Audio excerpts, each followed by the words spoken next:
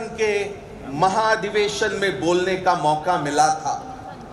उस समय मुझे जिस तरह से गौरवान्वित होने की एक भावना थी, उसी तरह से आज नेपाली कांग्रेस के महाधिवेशन के सामने बोलते हुए मुझे गौरव की अनुभूति होती है। अजय, क्योंकि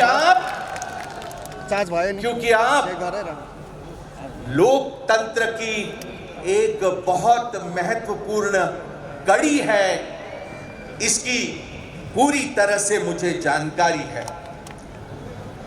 the Indian national Congress is confident that Nepal would continue to make progress towards peace, prosperity, and all-round development. The promulgation of the Constitution in September 2015 was an important development that had helped to consolidate multi-party constitutional democracy in Nepal and the establishment in Nepal of federal democracy. The Indian National Congress and Nepali Congress share a historic relationship. Leadership of both the parties have enjoyed mutual trust and respect. Over the years, there has been a rich and frank exchange of views that has helped in promoting mutual understanding.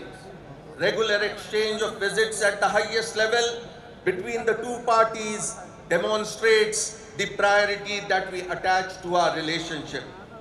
India attaches highest priority to its relations with Nepal, a friendly neighbor.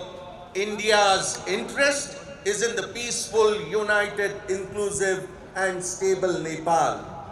Our age-old ties with Nepal are unique and special, characterized by an open border based on shared history, geography, culture, close people-to-people ties, mutual security, and close economic linkages. India has been and is assisting Nepal through a broad-based development partnership program which includes training and education, cross-border connectivity, infrastructure development, and in various other fields. Sonia Gandhi ji की ओर से मैंने एक पत्र आदरणीय शेर बहादुर द्विवेदी को प्रस्तुत किया है। सोनिया गांधी जी स्वयं यहाँ पर आकर बहुत खुश होती, आपसे मिलकर बहुत खुश होती, लेकिन वहाँ नई दिल्ली में लोकसभा का अधिवेशन शुरू है और इसलिए उन्होंने खेद प्रकट किया कि वो आपके इस महाधिवेशन में उपस्थित नहीं हो सकी। हमारी ये शुभकामना होगी कि आपका ये महाधिवेशन पूरी तरह से यशस्वी हो और नेपाल तरक्की के रास्ते पर तेजी से आगे बढ़ता रहे और यहाँ शांति और सद्भावना, यहाँ लोकतांत्रिक तरीके से मजबूत होते रहे।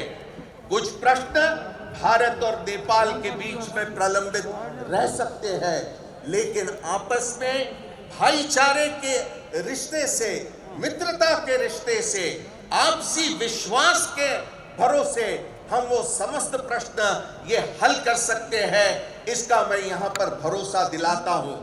भारतीय राष्ट्रीय कांग्रेस भारत और नेपाल के संबंधों को और सशक्त बनाने के लिए जो भी भूमिका आप हमारे से अपेक्षित रखते हैं, वो भूमिका का हम निर्वहन करेंगे।